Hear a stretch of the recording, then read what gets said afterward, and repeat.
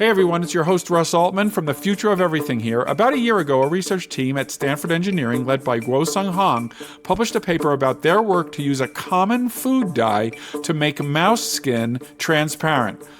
They're now trying to apply this to humans, and their findings made a big splash and have a potential to provide a range of benefits in healthcare. You can imagine that if we have the ability to see what's going on under the skin without having to cut it or use radiation to get a clear look, this could improve lots of things, including biopsies and blood draws. I hope you'll tune in again and enjoy. Before we get started, another reminder to rate and review, particularly if you learned something new or find this podcast to be stimulating.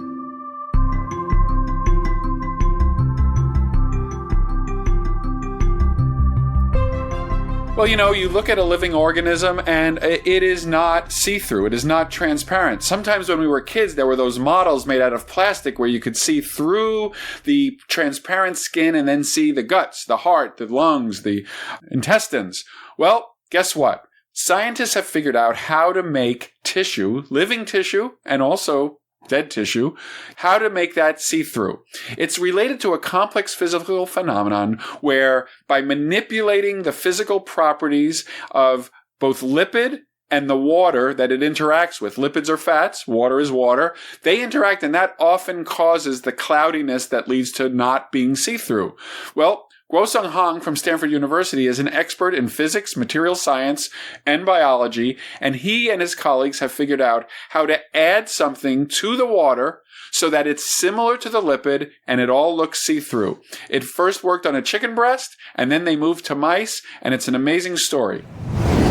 Guosong, you're a specialist in material science, and yet you work on biology and the brain, which might not be the first thing that people think of when they think about materials. So can you explain, how do you bring these things together, and what's your interest? So my interest actually started from when I was a graduate student at Stanford. I actually was working on using some very exotic nanomaterials. These are called carbon nanotubes that have very interesting emission properties that allow us to see deep into the brain. So that's all, my interest in brain science started. And I moved to Harvard to continue my postdoctoral research. And then during that time, I had the privilege of working on using flexible materials for brain-machine interfaces. That's actually further strengthened my knowledge and interest in the using material science for brain science. And then coming back to Stanford, now my lab is mainly focused on developing new tools for minimally invasive imaging and neuromodulation, apparently also for neuroscience and biology in general.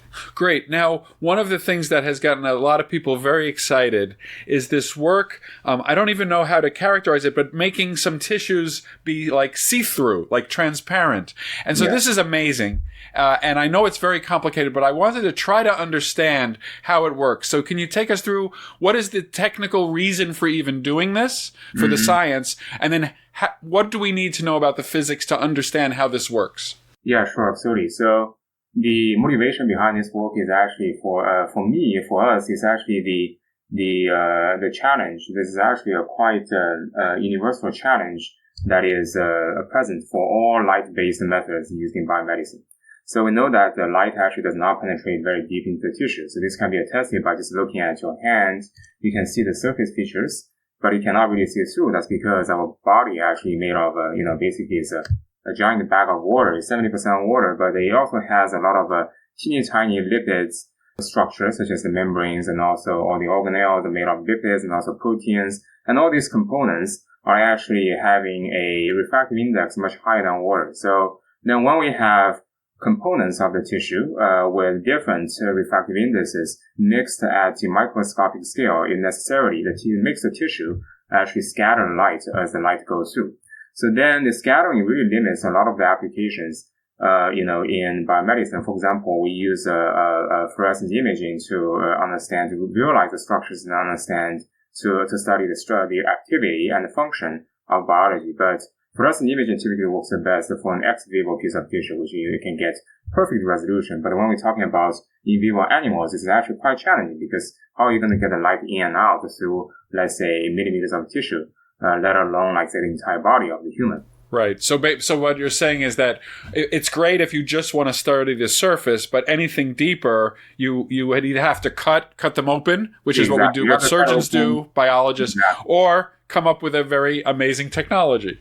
Exactly. So what we want to hope to achieve is that we don't have to cut open the tissue. We don't have to insert an optical fiber. We don't have to insert a microendoscope, but we'll be able to make the tissue transparent by itself. And actually, apparently, we're not the first to tackle this challenge. There has been amazing work done in the past decade where people looked at various transparency technologies. These are called tissue clearing. So, a lot of really amazing work done in this field. So conventionally, for tissue clearing, we have to either remove lipids. These are the high index components from this water bag of the body. Or we have to replace water with high index components, such as mixing the tissue with organic solvents, such that the water is replaced to match the index up to the lipids and proteins. Apparently, as you have seen, either approach will necessarily have to remove the components that are vital to maintaining life. Right. So just to repeat back, the water, if you remove the water and replace it with an organic solvent, that tissue is not going to be functioning normally in the future. That's right. And then, so you, okay, gotcha. Keep going.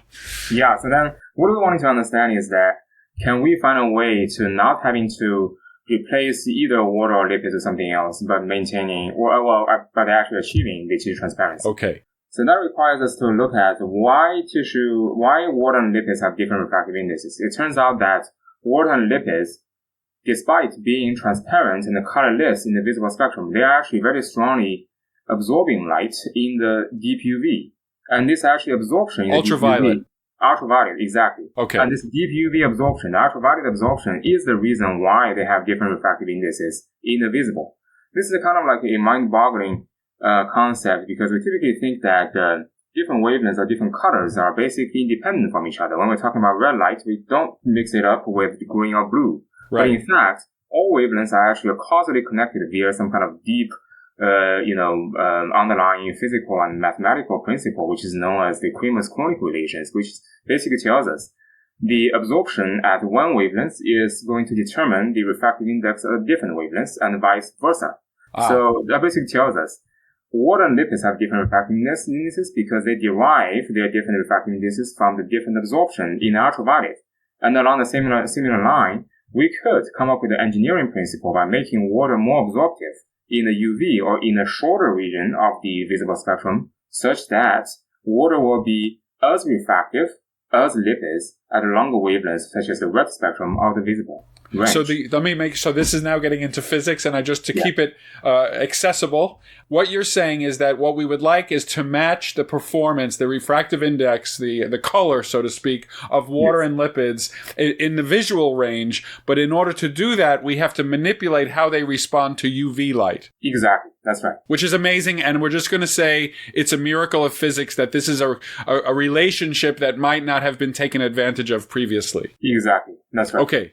So now, and how do we do this? So that actually, this really opens up a lot of opportunities for doing this. So one of them is if we can identify really strongly absorbing, such as dye molecules, with absorption in the UV or absorption in the shorter range of the visible spectrum, such as in the blue or violet region, then it will have the effect of raising the refractive index of water at a longer range of the visible spectrum to match the refractive index of lipids without changing the chemical properties of water. And this is a dye that you would dissolve into the water. Is that right? So that it changes the overall properties of the solution that you're looking at. Exactly. That's right. Yeah. Wow. Okay, so does it work? Yes, it did work. Actually, I have a team of very talented postdocs and graduate students. They actually did a screening of many, many dyes. And it turns out one of the dyes, which is actually used in the food industry, this is titrazine, or people also call this yellow number 5. This is actually used in, snacks such as the Doritos in here. Oh, one of my favorites. So to the naked eye, it looks orange? Yeah, to the naked eye, it looks orange/red. Okay. Yeah. And then, wow, okay, keep going. This is amazing. So Doritos is the answer to transparency. Yeah, exactly. So Dorito dye apparently looks red because it absorbs light in the blue region, which is actually a very short wavelength, around 430 nanometers. And then this absorption leads to the refractive index change upon dissolution in water at a longer wavelength, which is red, which is actually beyond 600 nanometers. And then basically, what we have demonstrated is that a aqueous solution of the redox dye has the refractive index similar to that of lipids. Okay, and that was the goal, was to try to get them matched. Exactly. That's right. Well, okay, so what were the first experiments? Like when you said screening, you're obviously not doing this in humans. What kind of tissue do you use, and what kind of transparency did you get? Yeah, that's actually a good question. So first apparently we used a set of optical characterization methods such as the UV visible absorption spectrometer as well as the spectroscopic ellipsometer. And these are basically very fundamental optical characterization tools. And then once, upon identifying some top candidates of these dye molecules, we then apply this solution of the dyes to a piece of chicken breast. So chicken breast, there you go. Yeah. So chicken breast, it actually looks pinkish and it's opaque, it doesn't allow the light to pass through. But then we found that if we take a piece of chicken breast and soak that into the redox dye solution, just within merely a few minutes, we can see the transparency significantly changes. It goes from complete opacity to translucency. And if you let it in for even longer, let's say half an hour to an hour, it becomes completely transparent. And then it achieves a transparency close to 80-90%. Okay, we have to stop because this is amazing. First of all, how thick is the piece of chicken breast? Like, I'm sure it's not a whole chicken breast, or is it? Yeah, so what we have done is about 1 to 2 millimeters in thickness, which is not very thick. But actually, the NSF, National Science Foundation, they actually developed a protocol for any interested, students, let's say kids, to reproduce this at home. And then they did something that is as thick as 5 millimeters. It's actually okay. And now you're getting to be like, that's a thick piece of paper or a very thin piece of chicken. So you slice that and you simply soaked it and you counted on the fact that the water with the dye would diffuse, by natural processes into the chicken and replace the I'm calling it the normal water. Right. And as that happened, it became see-through. Right, exactly. It becomes see-through. Unbelievable. Okay. So, now I'm imagining you're pretty excited. How have you taken this further? Like, what are the serious applications of this? Yeah, so actually it really opens the door to many, many different applications. One of the things we're very, very excited about is actually we're working with dermatologists at Stanford. And we're actually working on the human skins. These are actually freshly dissected human skins with the goal of one day applying this to the human patients. Wow. And then the data is actually very, very promising. We're about to publish the paper in the upcoming paper. And then what we have found is that there are many different dye molecules, apparently the redox dye is included, that has the effect of making the human skin transparent as well. And then the human skin apparently is actually much thicker than the mouse skin that we have tested in the paper. So having the human skin transparent really has a lot of applications. For example, we'll be able to, if this can be used for human patients, then we might be able to identify some kind of medical conditions, such as, let's say, basal, cell carcinoma in the skin cancer, very common, and maybe would look different when you could see through. Yeah, exactly. That's right. So then we can actually detect this, structures, in the deep tissue. And this is one of the applications. And then we're also combining this technology with a variety of imaging modalities used commonly in lab animals. For example, we're doing 2-photon, 3-photon microscopy. We're actually applying this, combining with a light sheet microscopy. And interestingly, actually, we're very delighted to see quite a few labs very quickly picked up, they adopted this technology and applied that in their own systems. So, for example, a group Adam Wax lab at Duke University, they actually applied this to OCT, the optical coherence tomography, and they realized that they could actually enhance the penetration depth by 2 to 3 times in a live animal. Okay, so what I'm hearing is that many of these other technologies that would have been only applicable on the surface until the light gets scattered, by removing effectively removing that layer, they can get better data on the deeper layers of tissue. Exactly. Before we go on, I was thinking about the human and the dermatology, and we went from chicken breast to humans. Now, the chicken breast is dead, and we don't really care what we do to the chicken breast. We might make it a little bit saltier and tasty, but separate from that, that because of the Doritos.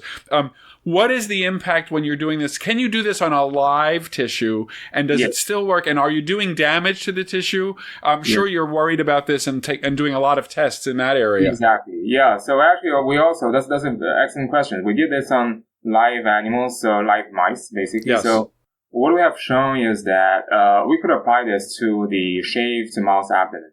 And then typically the shaved mouse abdomen, actually it has the skin, it has the connective tissue, it has fat, it has muscles. So all of this actually will make the abdominal wall not transparent. We cannot see through the abdomen to visualize the inner organs. But what we have found that is quite striking to us when we first saw this is that by applying dye molecules dissolving water onto the surface of the skin, abdominal skin, we could actually visualize liver, intestines, even bladder, and then a lot of different organs inside the mouse. While the mouse is still alive, we could actually see the mouse heart, beating. We can see the lungs breathing. We can even see the gut moving. So that's actually unbelievable. We're looking at the motility of the gut through the transparentized mouse abdominal wall. When you do it to a living mouse, of course we know that the skin gets circulation, so it's going to be clearing. It's going to be clearing the water, or the dyed fluid is going to. I'm guessing is slowly going to dissipate as it gets brought to other parts of the body. So is that an issue, and do you have to kind of refresh it or in some way? That's right. That's actually a very good point. Actually, if you just leave the dye in there, it probably will maintain that effect for about maximum of 30 minutes. But after that, the effect gradually gets washed out because of the clearing, of the body, as you mentioned. So that requires us to apply this again. So what is nice about this technology is actually transient and reversible. Getting back to your earlier point about the safety of this, apparently so for the Doritos dye, it is not the best dye that potentially we can find. We're still actually looking for other more efficient, more potent dyes. But Doritos dye actually will still have to use a pretty high concentration, I have to say. And that concentration, if you leave it on the skin for too long, it may cause some kind of adverse effect. And then currently what we're doing is actually we leave this transparency window for about maximum 30 minutes. And then after that, we would actually wash out dye by using saline to just extract the dye molecule. And then we actually observed that the skin actually very nicely returned to the original opaque state. Now, I'm going to ask one ridiculous question. I always allow myself one ridiculous question. When I eat Doritos and it's all over my tongue, am I making my tongue slightly translucent?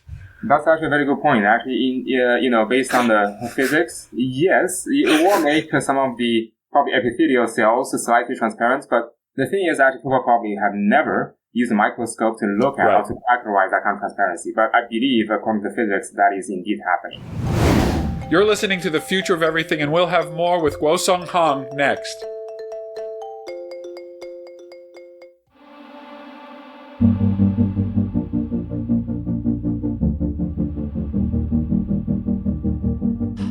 Welcome back to The Future of Everything. I'm Russ Altman, and I'm speaking with Guosong Hong from Stanford University. In the last segment, we learned how Guosong and his team figured out how to make tissue transparent. We're going to discuss now whether this occurs in nature, and then we'll move to another project where he's figured out how to introduce light into the body without any wires or electricity.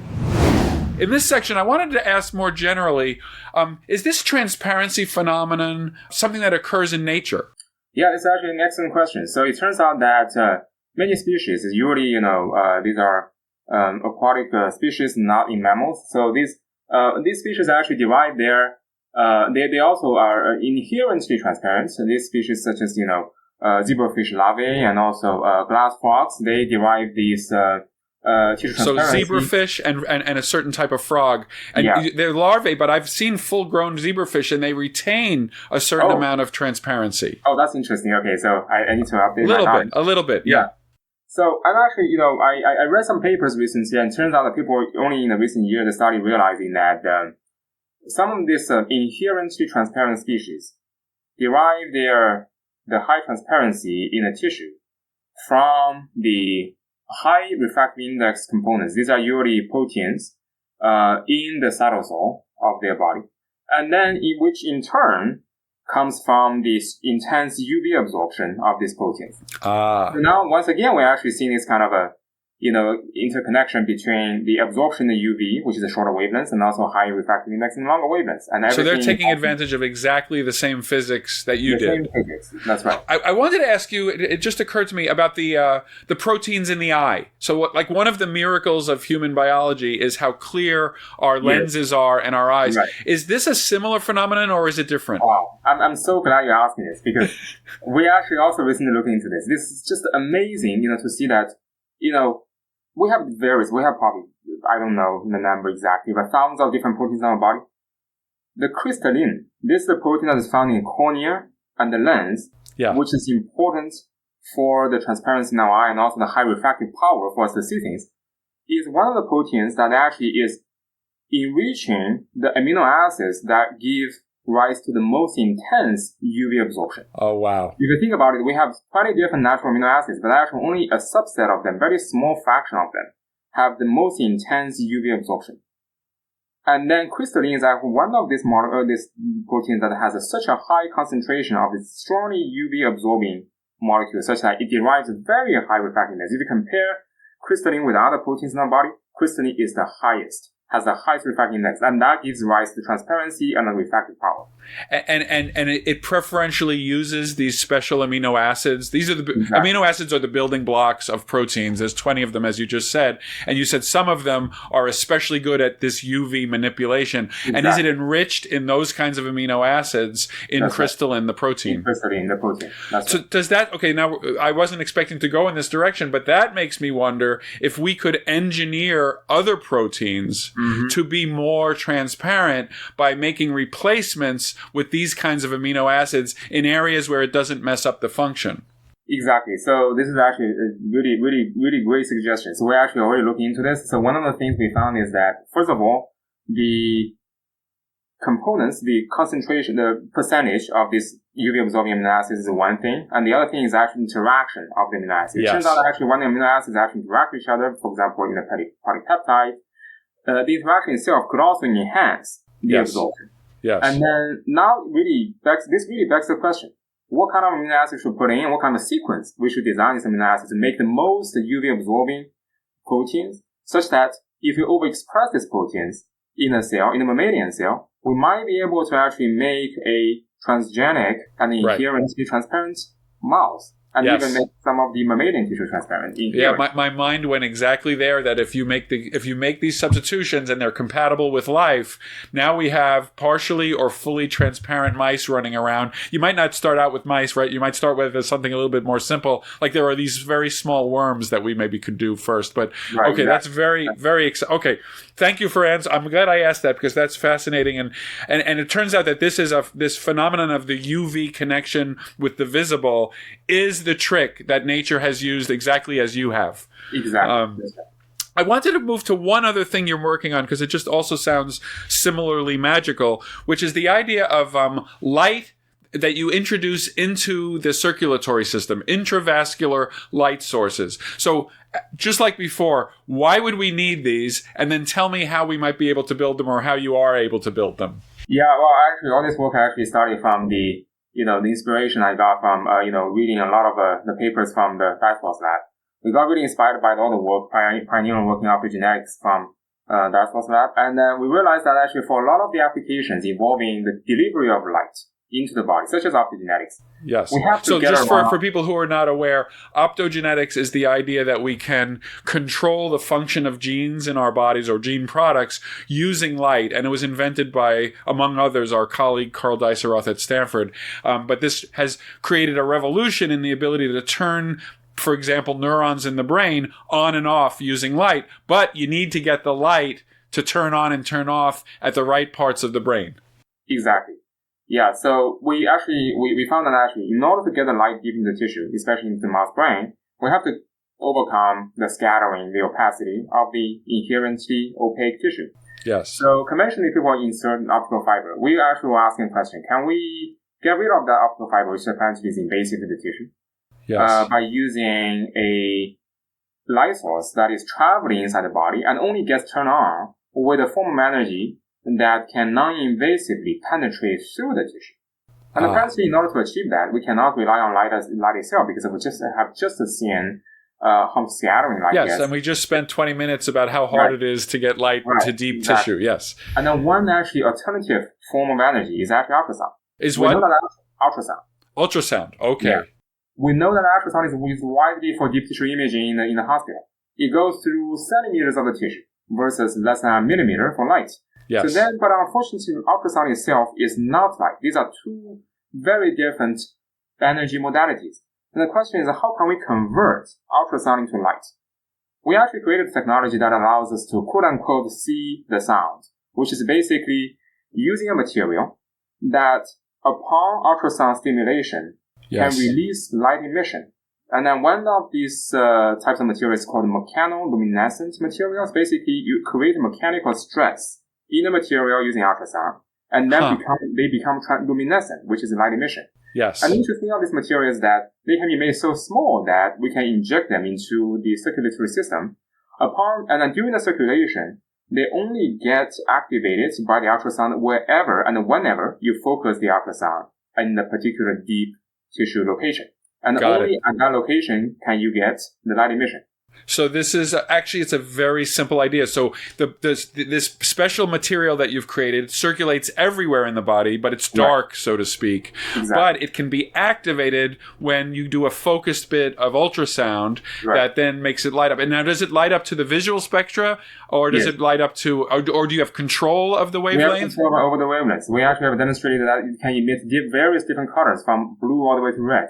And so I get, so this is exciting because, as I explained with the optogenetics, you might want to turn certain neurons on or off, and then I'm sure people like Carl, our friend, and others would say, what is the resolution? How precise can we focus ultrasounds so that we just turn on the areas with like beautiful control of exactly where it is? I just don't know. I see these fuzzy pictures of my grandchildren in ultrasound. So how good is ultrasound at focusing? Excellent question. It actually depends on the frequency of ultrasound being used. Just like light, the resolution of our ultrasound is diffraction limited. Yeah. So which means if you're going to use, let's say, 1 megahertz ultrasound, which is commonly used in our lab, it gets us a resolution of about 1 millimeter. But if we are able to go up to 5 megahertz, that goes down to 200 microns. And 200 microns resolution is actually quite similar to that achievable using an implanted optical fiber. Yes, 200. That's that's 10 or 20 cells.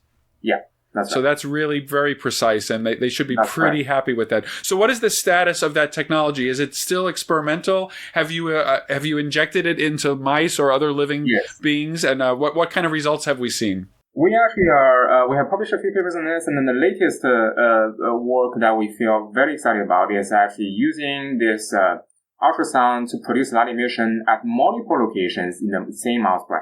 So conventionally, we think about implanting optical fiber. It's actually so invasive that you can only implant in one, maybe maximum 2 or 3 locations. But now, this is actually with ultrasound, this becomes a quote-unquote maybe virtual light source without a physical implantation. And then basically, you can dynamically target different brain regions, producing light emission in an orchestrated way, almost like playing the piano with 10 fingers instead of like 1 finger at a time. Right. Thanks to Guosong Hong. That was the future of transparent tissue. Thank you for tuning into this episode. You know, we have more than 250 episodes in the back catalog, and you'll find an amazing array of discussions on the future of anything. Please remember to hit follow in whatever app you're listening to. That'll guarantee that you always get alerted to our new episodes, usually coming out on Friday, and you never miss the future at all. You can connect with me on many social media platforms, including LinkedIn, Threads, Blue Sky, Mastodon, @RBAltman, or @RussBAltman on Threads. You can also follow Stanford Engineering @StanfordENG or @Stanford School of Engineering.